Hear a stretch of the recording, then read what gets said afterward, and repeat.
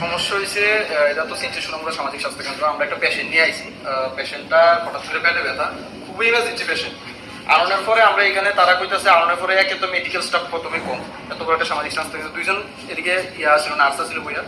তো আমরা কইলাম যে ডাক্তারের কাছে নেওয়ার লেগা, কইতেছে আপনি ডাক্তারের কাছে নেন, ওপিডির মধ্যে ডাক্তার আছে, ডক্টরের কাছে নিয়ে যান।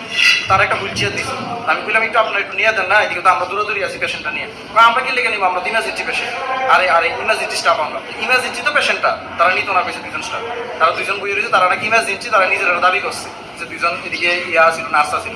তো সেকেন্ড আমরা এদিকে ডক্টরের কাছে নিই পেশেন্টারের ডক্টরের কাছে নেওয়ার পরে ডক্টর সেম কথা বলছে, তারা তো ইমার্জেন্সি স্টাফ, ইমার্জেন্সি লেগা তো পেশেন্ট ইমার্জেন্সি না, তাহলে মেডিকেল স্টাফ কি লেগা ইমার্জেন্সি লেগা।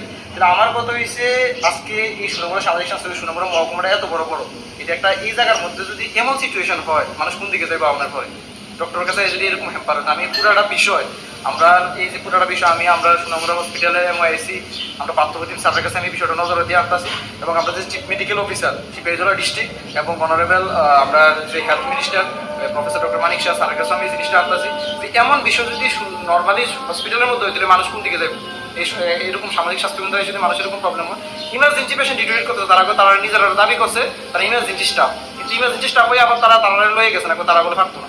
ডাক্তারের কাছে আমরা বলছেন যে কেন্দ্র নেওয়ার পরে আমরা তো এদিকে কোনো স্টাফ ইমার্জেন্সি কইছে, তারা ইমার্জেন্সি স্টাফ করছে, তারা নিজেরা ইমার্জেন্সি স্টাফ কইছে, তো তারা দিছে না। তো আমরা উইলচেয়ার দিয়ে নিচ্ছি ভিতরে।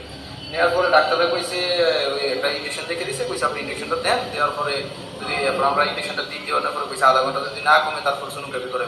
তো আধা ঘন্টার মধ্যে কোনো মেডিকেল, এত বড় সামাজিক স্বাস্থ্য কেন্দ্র, একজন মেডিকেল অফিসার, তো মেডিকেল অফিসার কেউ করে যে আধা ঘন্টার মধ্যে কোনো স্টাফ আইছে না, নার্স না কোনো স্টাফ।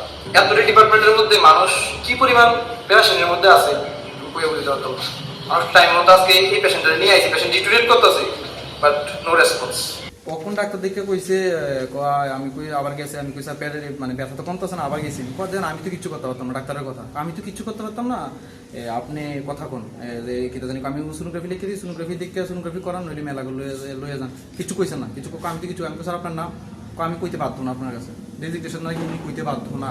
আমি কইছি স্যার আমি আপনার নাম তো জানতেই পারি, কারণ আপনি প্রেসক্রাইব করছেন, না আমি আপনার কাছে কইতে বাধ্য না। ওনার কথা অন ডিউটি মেডিকেল অফিসার আছে আইসিটা কইছে আমি কিতা করুন তাই লিখা করছেন আইসে তো আর বিষয়টা আপনার সামনে